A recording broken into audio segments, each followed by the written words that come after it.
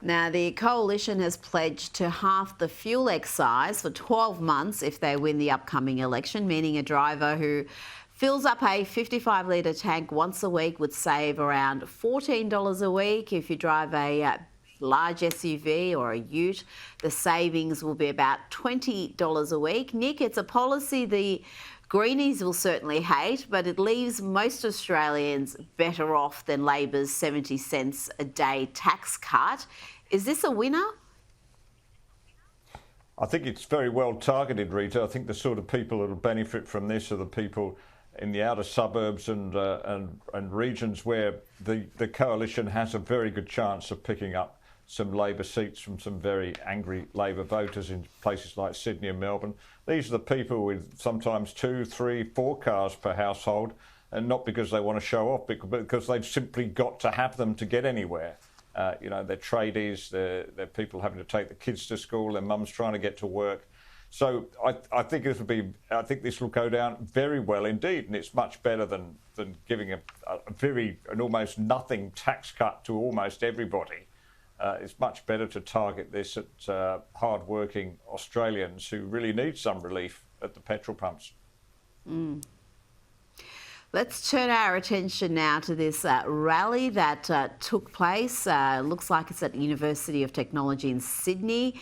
And according to this man, Jews in Australia should not feel comfortable. I agree with Rhonda when she says Jews in particular should feel uncomfortable, and it's our duty to make them uncomfortable. And that includes the fellow over there. And who is this Randa he agrees with? It appears to be Dr. Randa Abdel Fattah, a Macquarie University academic, infamous for her appearances at pro-Palestinian rallies. UTS was contacted for comment, and they said the university has zero tolerance for any form of racism or discrimination. An investigation into comments made at the rally is underway. Nick, what happened to these new laws we were going to have, which were meant to prevent this sort of thing, and this entire idea of making Jewish students feel uncomfortable? It is just so abhorrent, and the fact that it's been spoken about loudly and proudly, it just shows you just how far we have fallen and how deep this anti-Semitism is in the community. Exactly. They just don't seem to realise these are the very people, of course, that would be up in arms about any hint of discrimination against any other group in the country, whether it's Muslims or people from, Indigenous people, First Nations people, of course, we should call them, Rita, we should remember that. Any sort of discrimination, they would be up in arms again. But this is okay, apparently. And yet this is extraordinarily damaging to multicultural Australia. We got to a position, I thought, in Australia where we just, race didn't matter. Those things didn't matter. These people are making it matter again in a very, very ugly way.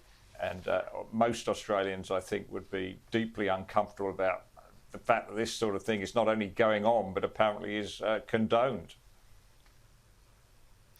Now let's talk about DEI, ESG in the corporate sector. The Australian Report's founder of software titan Technology One, Adrian DeMarco, says the best people are staying away from public boards because listed Australian companies have become too woke, and that Donald Trump's war on DEI programs is a wake-up call. He also said, it's the reason I won't sit on public boards because it's just too inefficient. Nick, DeMarco argues that superannuation funds with all their DEI mandates just have too much influence on how publicly traded businesses run their affairs. Do you agree with that? I do. I want a superannuation fund to invest my money where it's going to make the most money, not according to some artificial criteria about DEI or ESG or any of these other things. They're not, of course. But it's interesting, isn't it? These companies, they're investing so much of our money that we have to give them. By the way, we don't have any choice about investing in super in this country, and that they just live off the profits of it and just operate their business in an entirely ludicrous way. But there's certainly a backlash coming against this, not just in the US. You can see it here too. And I'm convinced that the tide is changing, Rita. It might take quite a while to change in places like the university and our ABC. But I think in the corporate world, they're beginning to see the light. Well, let's hope so, because it is just rife throughout the corporate world. The left's march through the institutions may have started in academia, but my gosh, they have progressed and they are really dominating in the corporate world as well when it comes to corporate culture, and it's creating so many problems. Now, we've got a long way to go, though, to get to the UK, where they've just seemed completely lost the plot. You've got a pedophile migrant here, Nick, who assaulted a teenage girl in Britain, but has been allowed to remain in the country because the judge has ruled that deporting this sex offender would be unduly harsh. And one of the reasons argued was that it would be inhumane or degrading treatment if he was sent back to Pakistan because of his alcoholism. So the alcoholism has helped him remain in the UK, despite his horrendous track record. It's extraordinary, isn't it? It's just like they're looking for an excuse for it. I mean, this just doesn't stand up to the light of day, this kind of argument. Any excuse to allow this paedophile to stay in Britain. This is causing a great deal of anger in Britain, as you know, as it is in the United States, as it is here. Ordinary people are just sick of this stuff. You know, it seems like the people who actually live in the country, the actual citizens of the country, their rights are just not, nobody takes any notice of those anymore. And certainly, you know, the rights of children not to be interfered with by Pakistanis who are there illegally, that doesn't come into it, does it, anymore? It's the rights of this poor man. You know, it would be inhumane to send him back to Pakistan, the place where presumably he was born and bred and brought up, just because he has an alcohol problem. You know, this just takes the biscuit, doesn't it? I mean, I know alcohol is not frowned upon in Pakistan, but, you know, it's a ridiculous excuse.